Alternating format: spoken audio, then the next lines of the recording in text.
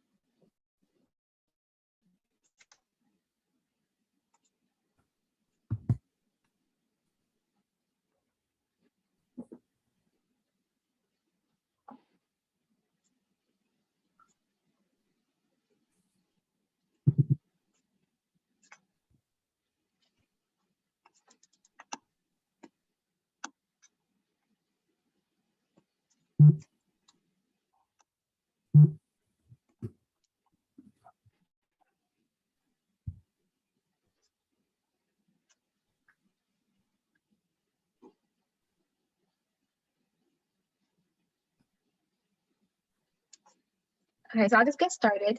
Hi, everyone. My name is Shay. I'm the regional director for the Northeast section of this amazing organization, 1,000 Women Strong. Here we have our two amazing panelists who will introduce themselves with their amazing bios. But if you are new to 1,000 Women Strong, we are a national constituency that's focused on making sure that we are centering Black women in the conversation for the student loan crisis.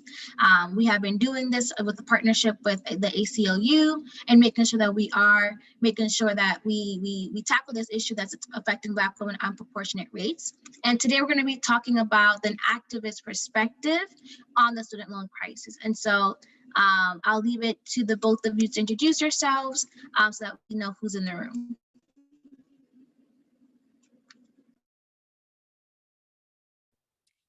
I'll go first. Hi, everyone. My name is Erica Lassiter. I'm currently a senior now. Pandemic got everyone confused. I'm currently a senior now at Rutgers University, Newark, studying public administration. Outside of my studies at Rutgers University, Newark, of course, I'm an advocate / activist for Black and Brown people who experience trauma of all sorts, specifically sexual trauma. We do that through my small brand called Oshun the Brand. We also have a podcast where we host and we talk about engaging topics that surround the Black and Brown community as well. So thank you so much for having me here. Great to have you. Well, I guess it's my turn. Hi, guys. My name is Caroline Jean. Everybody calls me Kari. So if you want to call me Kari during this meeting, that's definitely fine. I just graduated from St. John's University. It's really crazy given the pandemic. I kind of rushed through college, but I'm very grateful for going to St. John's because it made me the activist that I am today because of everything that went on during campus. Currently, I am the Community Outreach Deputy for Black Minds. It's an up-and-coming community outreach organization based in my neighborhood, Mill Basin, and I'm really excited to see where that goes. Thank you. So the both of you are pretty much really ingrained in activism work all throughout, not just New York City, New Jersey, but really pretty much anywhere that has to do with getting things done, right? And so if you tell us a little bit more about what it is that you do and kind of what your role in the movement has been so far and kind of where you see it going. I'll definitely answer that first. I think, especially since I went to predominantly white institutions from high school and college, and seeing everything that went on with like Black Lives Matter, it really pushed me to create a space wherever I was a student to make sure that everybody was heard. And especially going to St. John's, anytime there was a protest on campus and I could make it, I was there. So following like that energy that I picked up there with Black Minds, I really want to reach out to like my neighborhood because I lived here for 20 years of my life. And there's so many issues that we are not aware of, and seeing other like community organizations, I really want to bring that to where I live. That's so dope. I'm sorry. I was like, oh, that's lit. But I kind of have an opposite experience. I grew up, I'm born and raised from Newark. So I kind of got to experience the side of just people like urban women just going through the day-to-day struggle, and me myself going through it as well, that kind of drive me along my way to just want to go out and help and just be a voice for people who don't often get to share their voice. So I think that's where I kind of fit in there. And we do that, like I said, through sexual trauma, especially because it's really rampant, especially in urban communities. And it's often like brushed under the rug. So that's kind of where I'm at in life. No, and both of you are doing amazing work when it comes to that and really centering women, Black women in the conversation as well, which I know we can all agree has been often not been centered. And so I would love to hear what you guys think about, the role of Black women, not only in activism, but also just it being received or acknowledged in these spaces that we operate in. And either one of you can hop in and jump around. I'll go. I think it's super important that women of color especially are at the forefront of these movements. Oftentimes there's lots and lots of resistance.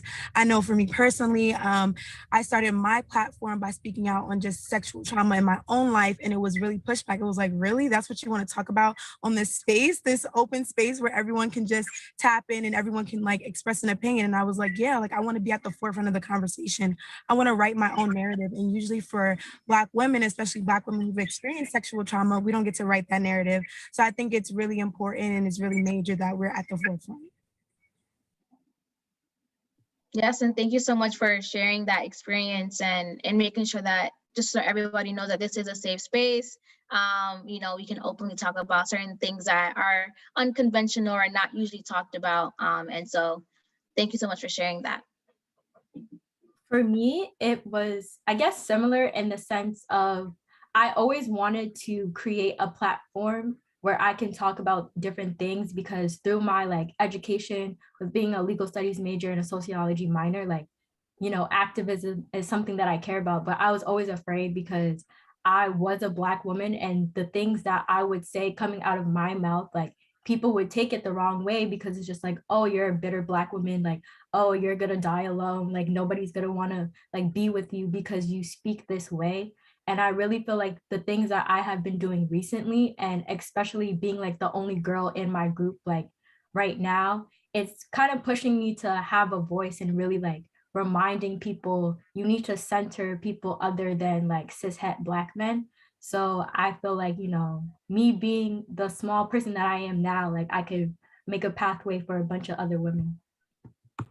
And that's amazing. And I know that we're here to talk about student loan crisis, right? And how much it really does affect Black women and kind of in our own respective roles within activism. And even though you both are taking it in different approaches, I wonder, have you guys heard about the conversation of student loan crisis? Has it been an ongoing issue where people are actually taking moves to do that? And what do you guys have thoughts on that? And how does it intersect with maybe kind of the work that you do now, right? Is there any intersections within the activism that you guys do? I would definitely say there's an intersection because we don't specifically just focus on sexual trauma. We focus on all different forms of trauma. So financial problems are always at the forefront of trauma. When people think of generational curses and generational wealth, that's a form of trauma. So I think that it's definitely an intersection between the work that I do and this cause. And I think that personally, coming from an inner city, you hear the stereotype like, oh, you're not going to go to college because you can't afford it. So I was always told that, and I was always trying to push that narrative like, okay, I'm going to still go to college. I'm going to still make a way. I'm going to still make a way. And I had to develop a new relationship with loans and how I understood loans, because in my family, a loan was like the end of it all. It was like the end of the world. So developing a new relationship with loans and understanding them and how to pay them back and how to use them to my advantage, I think that would definitely put a scope to like my conversation with loans, and also just like the intersectionality between my work and loans and like, financial crisis. Mm-hmm. For me, I don't think it's necessarily in the work that we do, but the people that I work with, like we're all students. So eventually, like when we graduate, especially with me being a graduate, like my 4-year plan did not go the way I thought it was. I thought I was going to go straight to law school. So in my head, I was like, oh, loans, I know I'm going to be in debt because I'm going to law school. So if I need to take it, then I need to take it. And now like I'm getting letters in the mail like, you know, Kari, you gotta pay your bills. And I'm just like, oh my gosh, because right now I'm in the place where it's like, yes, I really want to like do the activism, and people are always telling you like activism doesn't pay the bills, and like making money and being financially like free, as they say, so I could be able to live a good life. So I think for me that's more of like a personal battle and a battle for like the people that I work with, because we really do have to worry about like how can we do the work that we want to do and also make sure that we're good. Yeah, and I definitely agree. I think that's such a huge conversation, especially because a lot of us are very young in activism. And so it's like, wait, I want to dedicate my time to this and like organize and do all these great, amazing things. But like, where is the time in the day? And it's like you find yourselves at like 2, 3 in the morning up trying to do things. It's just like this is not sustainable long term. So how do you think that student loans in general like has impacted your activism, or will impact your activism moving forward? Oh, I think we lost Erica. But you can go ahead, Kari, while we get her back. I definitely feel like now that I have these loans looming over me, I constantly have to battle between picking like doing activism, because I realize like this is what makes me happy, and finding a way that I could do what I want to do and get compensated for it. Like I know for me, like money isn't everything, but like it's a reality. Like I'm eventually going to have to pay those loans off, like because I can't really sacrifice myself totally for a cause. Like it's a harsh reality, but it is a reality. Mm-hmm. And I think and I don't know if you agree with me, but I think a lot of people in this space of organizing and activism find themselves in that struggle of like, how can I do this work if I'm not getting paid for it and still do the work while having another job or having kids or having, you know, a family to take care of and bills and paying rent and all these other factors that are like intersectional in that sense, but still wanting to do the work.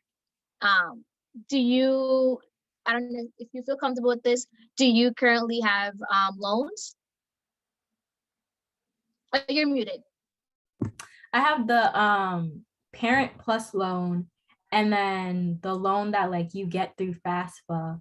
And like it was just tough because that was the only way that I could get financial aid, because I'm kind of in that section of it's like, yeah, I don't have the money to pay for college, but because my parents have the job that they have, and like we have that privilege, that I'm not eligible for like, you know, FAFSA financial aid type things. Mm-hmm.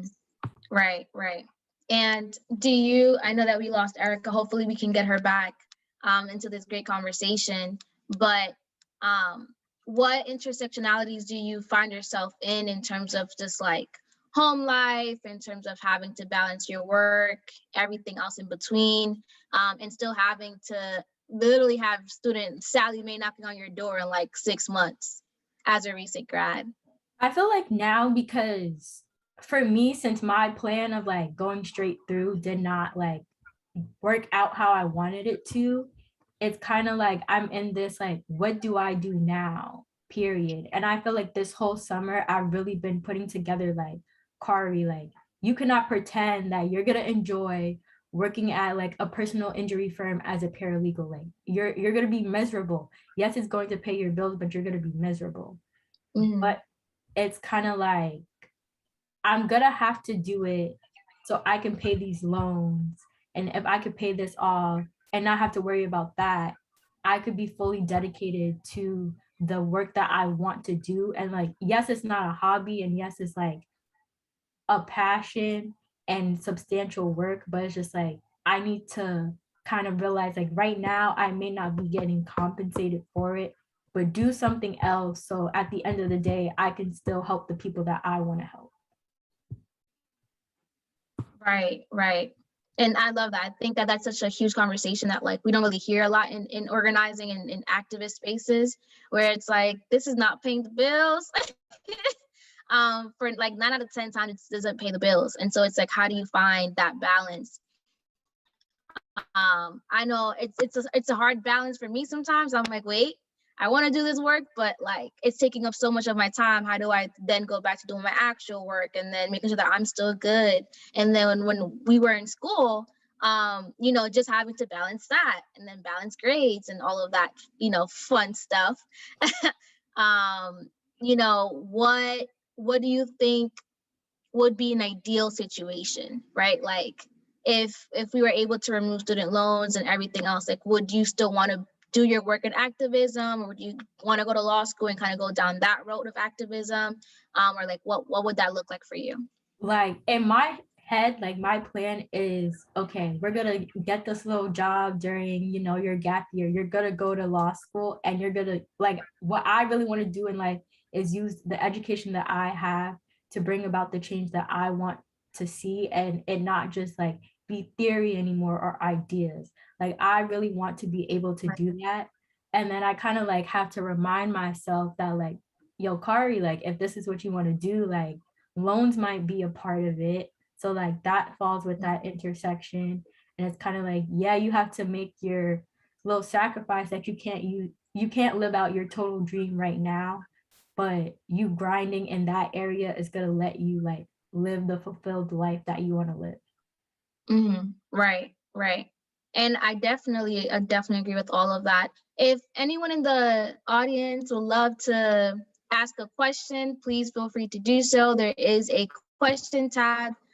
Joining in the conversation in the chat box as well. Definitely feel free to join in on this. This is definitely a bigger conversation of like how do we move forward, right? Like how do we find a balance between doing the work of activism and dealing with those issues and barriers that may exist, and still having student loans on top of that and having to pay that bill back every month, right?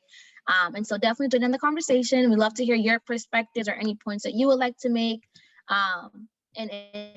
in this conversation. All right, Kari, this is gonna be a serious question. If you had the chance or the opportunity, would you take out loans again? If I didn't have to, I wouldn't have. Like I would have just like, I feel like sometimes I look back and was like, yo, when you were in high school, if you opened that SAT book and you got like a little bit more points, then you could have got a full scholarship. If you like stayed home and didn't dorm, like you wouldn't have to worry about these things. So if I could do it all over again, I would just like have made more of a push or more of a sacrifice to like not have to do that at all. But like sometimes when I think about it, I'm like, I needed to like dorm for my own like mental health, like to make sure that the grades that I got through college was because I made that choice. But if I could make that choice without having to ask the government for anything, like I would do it in a heartbeat. No, yeah, and I think that also touches upon like some of the inequalities that exist, not even might, when it comes to taking out student loans. Like you have to do certain things. Like it's pretty much on survival of like I have to get this done. I have to do this. I have no other option. And sometimes people forget that in the conversation. Like we have no choice but to do it. But I think definitely if we were like in an ideal situation, it'd be like, what are student loans? Like what? I'm not taking that out for what? So we do have a question by one of our amazing attendees. They said, do you feel like you can balance the duality of work and activism? What things can make you not balance the duality? I feel like it's a part question. I feel like for me, I think that I want my work to be the activism so bad that in this moment, it's very, very, very, very hard for me to separate it simply because I don't want to. Because I know that like, I'm going to be miserable doing like a basic paralegal law clerk type job. So I so desperately want it to be one thing. So I kind of have to like, I'm in the zone of like being like, this is reality. Like you need to be able to survive and be independent and make time for the things that you really care about. So I think I really have to teach myself that there is a duality. And the second part of that question was, what things can Ooh, what things could make you not balance the duality? I think once you get really passionate about something, you don't want to let it go. Like, I'm a stubborn person, and if I want something to happen, I will cause hell and make sure it happens, even if it kills me. And I feel like sometimes, especially with activism, you can't let that activism kill you, because you will like be so stressed, you'll be so tired, you will forget that like you are your own separate person. So you really gotta like push yourself to set a boundary and like stick to that boundary. Yeah, I definitely agree. There's a saying that like in order for you to be able to help the community, you have to be able to help yourself. And I think that that's such a huge like weird dynamic there, because it's like you want to help the community so bad, but it's like sometimes you get lost, and it's like, wait, how do I kind of bring myself back without like losing yourself to the movement or like leaving it behind in a sense, but still finding that space of like, I need to take care of myself right now so that I can be the best version of myself. So I definitely agree with that. And Erica, the question was, do you feel like you could balance a duality with work and activism? And the second part was, we just answered, which is what things can make you not balance a duality. I think you can. I think with everything, it just comes with multitasking, which I'm not really good at. So I'm going to say personally for me, no. But I think that if you really try hard enough, you can balance activism and what you do outside of your own work.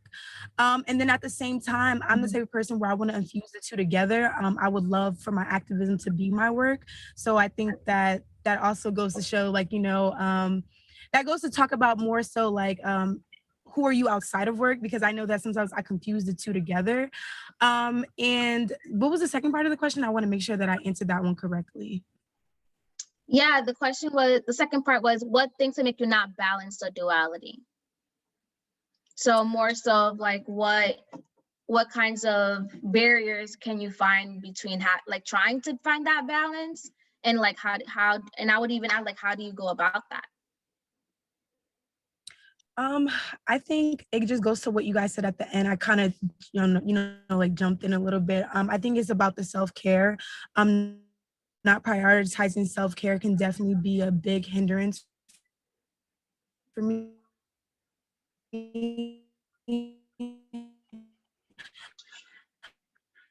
But some ways that I've actually actively like trying to like, address that. And they're all about peaks and stuff.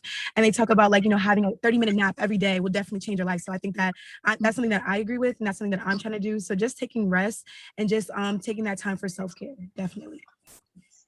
Okay. Yeah, that's great. There is another question. What are your opinions on the concept of Black women in career fields not being paid as much as their counterparts? That's the first part of the question. Well, of course I don't like it, because like I pay just as much as you to get the education. I'm just as educated as you, but because of who I am in this society, like you want to pay me less. Like, it's kind of, I feel like sometimes it makes me not want to be in certain spaces that I know I'm supposed to be in, because I know I'm not going to get compensated like everybody else. And that I have to work so much harder to get like a fraction of what they get. So it's really frustrating, especially when you want to go down a certain path in life. It's crazy that this question just comes up because I actually just left a position because I found out how much I was getting paid. And honestly, I was really upset, like with myself.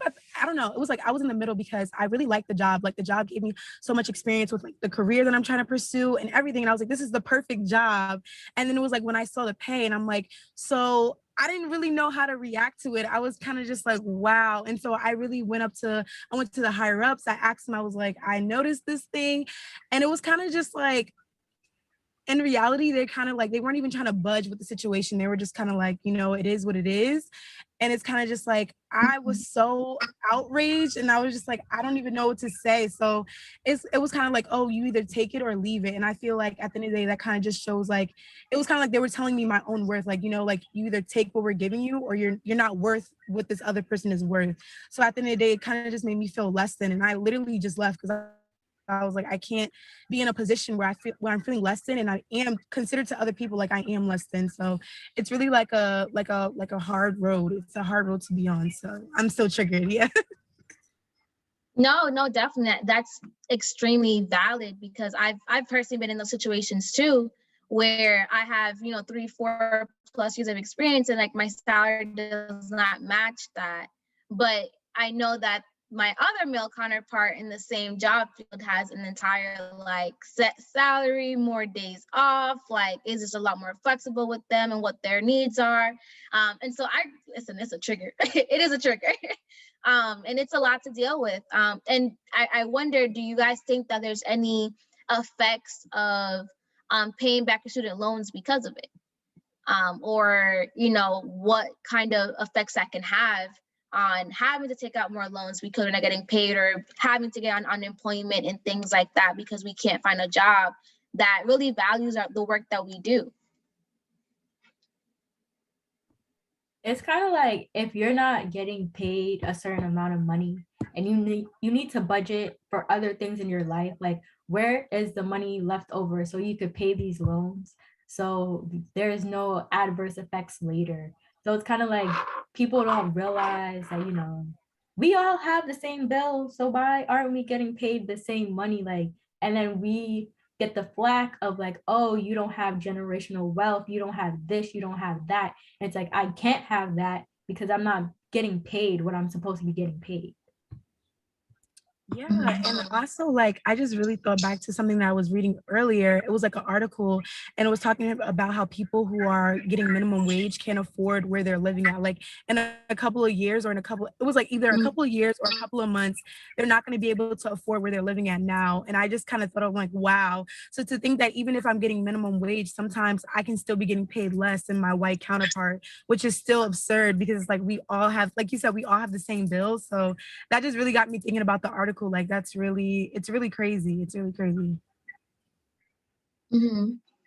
No, and we definitely know that in general, Black women are paid less than even other women, other men, and pretty much any other demographic out there. And so having to deal with those issues of just like being treated as equally as everyone else, getting the pay that we're worth, and we work 10 times harder at anything that we dedicate ourselves to, and finding all of those balances while still having to pay rent and still paying all the bills and everything else in between. It's like, at what point can we be heard? And like we've been talking about this for the longest, right? Like this isn't anything new. The stats are there to back us up. Like we're not getting paid enough. We're not getting equal pay. And so it's just like, what more can we do in the activism space that will lead us to like changing the conversation of like, this actually has to be changed? And how do we even go about that, right? And so I think that that's definitely a bigger conversation. I don't know if you guys had anything to add to that in that regard. I know that Erica, while you were away, we were talking a little bit about some of the inequalities that come with having to take out student loans, right? Like how, some of us have to do it because of the situation that we're in, whether it's that we need housing or whether we don't live in a stable home. And so dorming is the best option for us, or having that meal plan is the only that we're going to be able to eat, right? And things like that. And so I asked Kari this question. I'm going to ask you this question as well. If you had to do it all over again, I know that you're still in school, would you take out student loans again? Like, or would you take it out in general? When I think of this, honestly, I'm going to say, in a sense, like I'm going to acknowledge my privilege, sort of kind in this situation, because I know that the amount of loans that I have are not compared to like as my other counterparts. Like I've talked to people who have like $80,000 in loans, $100K in loans, and I'm just like, well, here's my $20K. Like, I'm just like, oh, like, and they're just like, I wish I was you. So in reality, would I do it again? I think, yeah, because the way that I go about repaying my loans, I already started repaying them back. I started repaying them back freshman year as soon as I took it out. So I think that the way that I'm going about it is a little bit more unconventional than what they tell you to do. They're like, oh, you know, you have a grace period, you have all this time to pay it back. When in reality, it's like you really don't, because if you think about it, when you leave college, automatically they tell you you're going to get that white picket fence, you're going to get that house, you need to get that car. So it's like, how am I going to be able to pay back my loans while still trying to achieve that American dream? So I think the way that I'm going about it is a little bit more unconventional, but it's also like, I think, a better route. So I think I would do it all over again, because college has allowed me to experience so many things that I don't think that without it I would have experienced. So I think I would do it again. Okay, yeah, and I would definitely say that in the, and I don't know if you guys have heard this, but there could be a lot of blaming or shaming for having maybe a lesser amount of loans that compared to other people. But at the end of the day, it's like $20,000 of loans, like that's someone's salary. That's half of your salary, like that you're paying back. And so in that case, it's like 20,000. It might not be 100,000 for someone else, but that's still a large amount of money that I shouldn't even have to pay back in the first place. So it's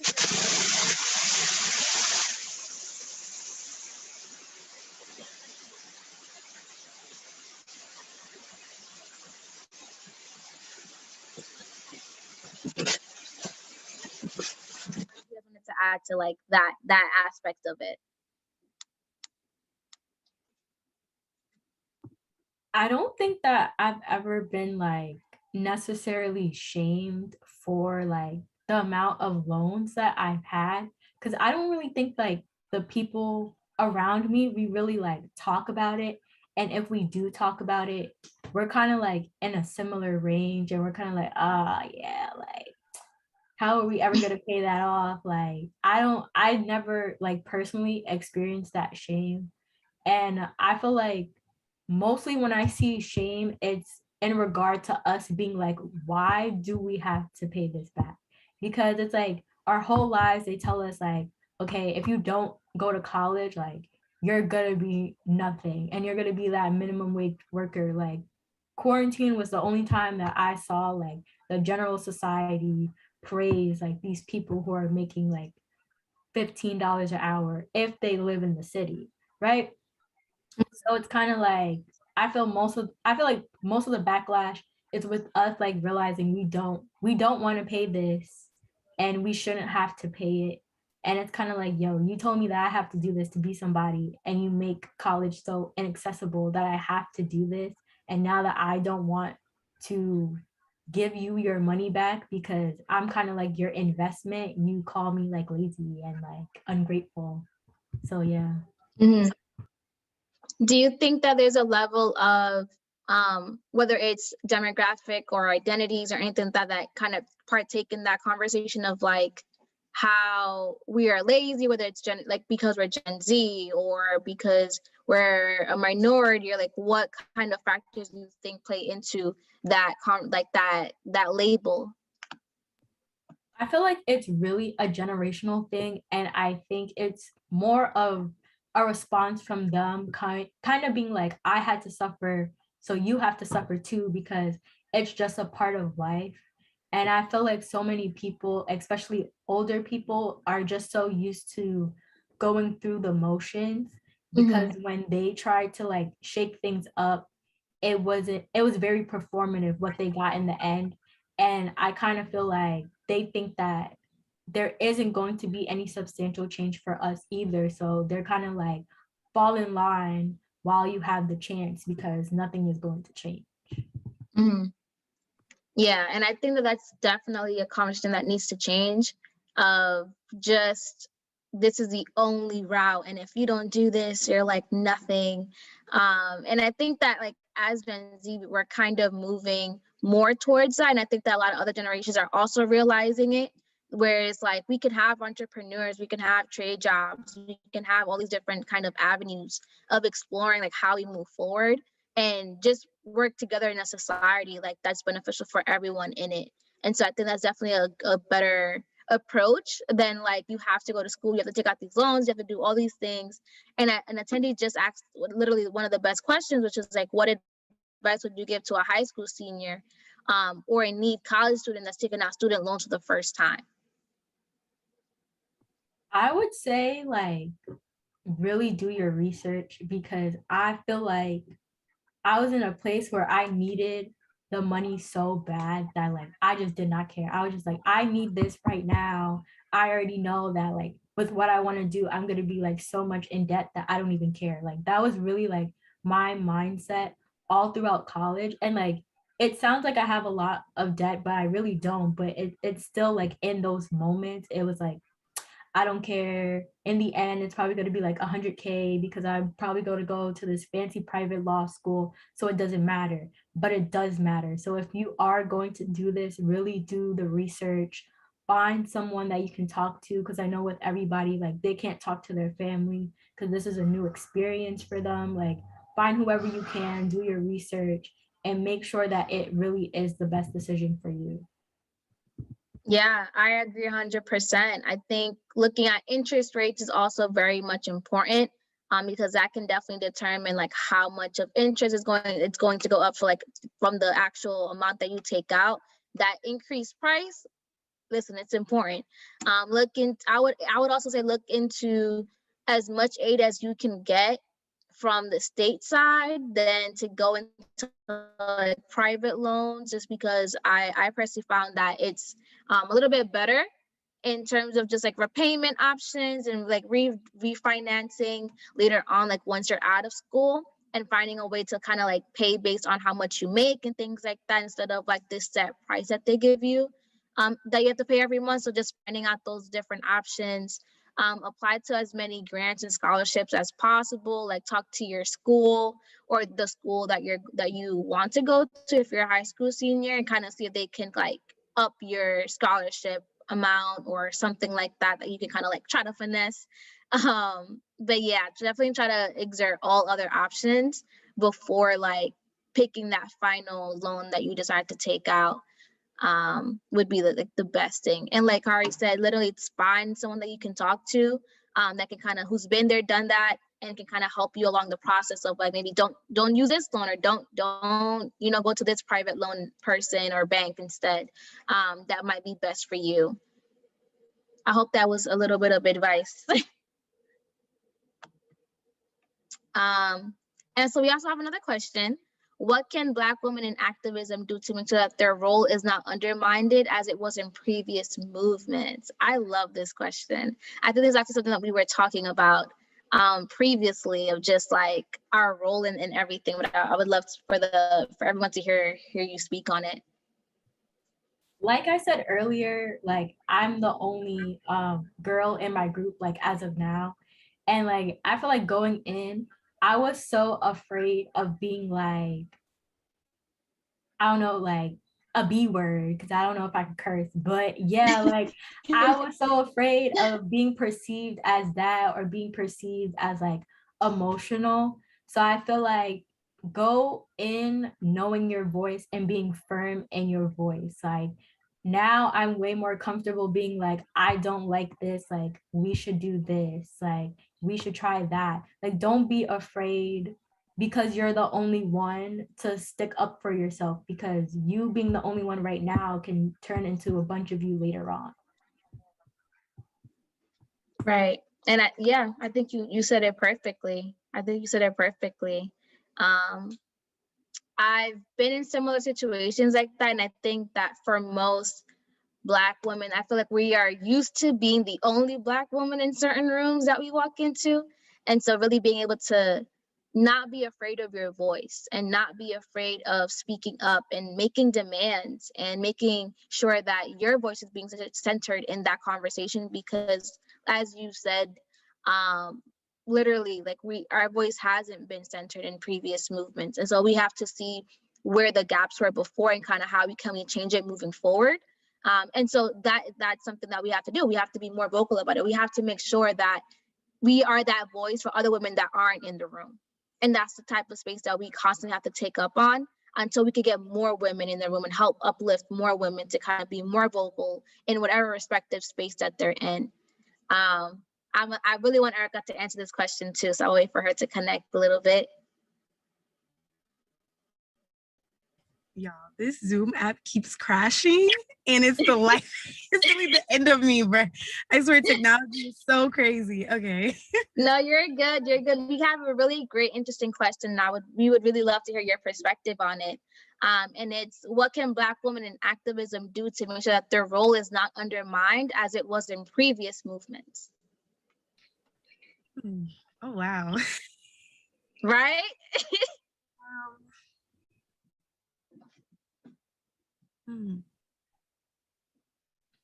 I'd say I'd say knowing when to advocate strictly for Black women, because I know that even like when it was against the women's rights, it was like Black women, we always tend to take on the role of like, we want to help everybody.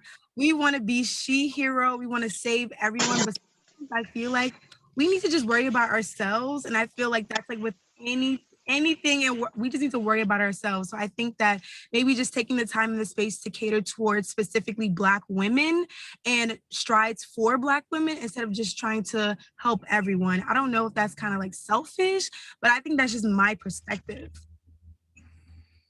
No, I definitely agree. I don't know if Kari, you have anything to add to that, but I definitely agree.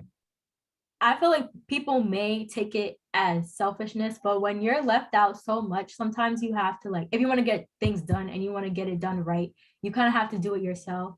And I feel like now, like, of course, like in the past, there have been so many organizations centered like around women, like since Jim Crow era. So this is nothing new with us centering ourselves, but I feel like now it's really in our face about like how many women run like organizations exist. Like I follow this one person from Texas and she has like head of Hoochies of Texas and it's all women.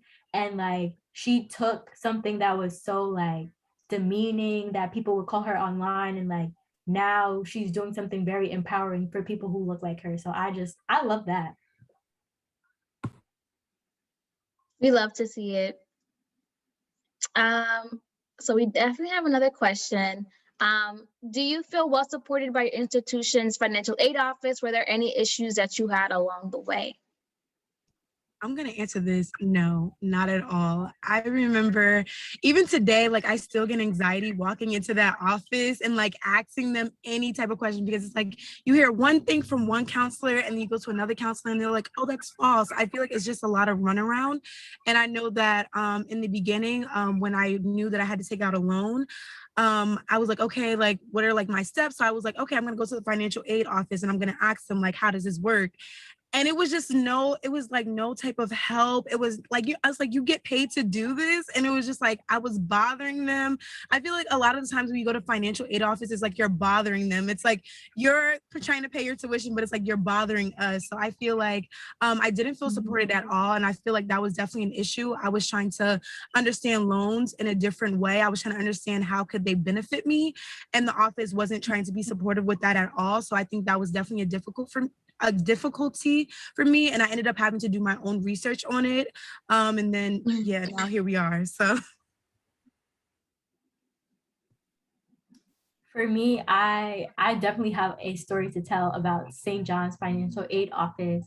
So it was before my freshman year. I knew I had to take out like a loan for that school year, so I did, and like I never got the money. So I was just like, okay, I guess like I never got approved for this money at all. And like I'm going through like the whole semester, I had to end up paying it out of pocket. And one day I was like, let me go to the financial aid office. Like it's the end of the semester. I want to know what happened like with that money. So I go and ask them, and the lady was like, oh yeah, like I see like you registered for a loan like in August, let me go call the government. And then for the next semester, I got the money for both the fall semester and the spring semester. So it's kind of like you had my money sitting there. You knew that I needed it. And because I didn't know any better, like you just let me like struggle basically. And I like ever since then, I was just like, if I could avoid like getting another loan as best as I can, like I will literally do that, because what is going to happen if I end up in that situation again? And like I know so many people who have tried to like talk to financial aid, and there's they're always so rude. And it's the fact that it's not like a St. John's problem or a Rutgers problem. Like it happens to literally every single student in every single institution. Yeah, I definitely agree with that. And I think that's such a huge conversation of like how much support do we really have about this issue and how much more can we say about it. Like I feel like this is not anything like new in a sense of like we've been saying that financial aid offices don't do nothing for nobody. Like it does not help us at all. We have to figure it out on our own. We have to ask around. We have to talk to our friends and be like, did you have the same problem? Are you okay? Did you get your money in? Like, are you good? Did and ask all these questions just to kind of see like, are we the only ones going through it? And 9 out of 10 times it's like, no, we're just another person in this group of students that don't have access to reliable information, that don't have access to the information that we like to have access to the people that we need to talk to or know who they are. Like, why are you hiding? Like, we need to know who you are. And so many of these other avenues. And so I definitely agree that we need to kind of change the system and how it looks like the financial aid office and how we kind of go about that. I wonder, has any of you have both of you ever heard of any issues on campus or things like that with the financial aid office outside of just like students talking about the issues that we face, or has there been any protests or conversations or petitions in any of you of either schools that you guys attended or go to? I would say for me at Rutgers, no. Like it's like one of those things where it's like everyone complains about, but like we just don't say anything about it. We're just like, we won't dare say anything about the financial aid office because like if we do, like, will we be reprimanded? Like what's gonna happen? So I think it's one of those like scare tactics. I don't know what the financial aid office has going on there, the voodoo, the hoodoo, but yeah, like no one says anything. It's like something like we all complain about, but we're like, well, I'm gonna still go there though. Like one of those. So yeah. Right. I feel like going to St. John's, like one thing we're gonna do is protest. Like if anything happens, like I feel like one thing in general that I liked about St. John's, I always knew in the back of my mind, if like anything happened to me on that campus, like the students were gonna like ride for me. So like with like tuition being raised in multiple instances, like I've seen like a post talking about how like there was an act where schools were supposed to freeze tuition and like St. John's opted out of that. And like, unless we tell each other, like, we do not know these things. So like, it kind of boggles my mind that like schools are not like as transparent as they are supposed to be, but you always have to remember like they're a business. They're not gonna be like, oh yeah, we're scamming you. So yeah. Right. And it does feel like a scam. So that's something that's the tea that we don't talk about. And another great question is, did you grow up on having like what was your relationship with finances growing up, and kind of how is it now?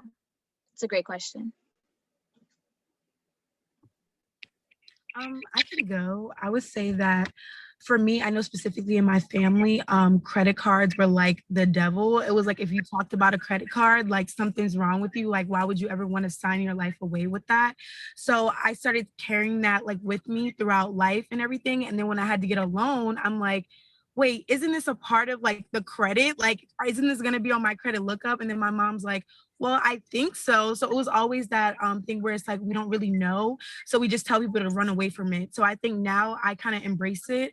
I was like, well, I have to get a credit card if I want to get an apartment, because now they check your credit score. They want the pay stubs. They want everything. And I'm like, how am I going to be able to survive without credit? So I think that I just got a different perspective on it. I think my family was afraid of it and they kind of like instilled fear in me. And now I'm kind of just like, I need it to survive. So I think that's definitely the transition I have going on right now.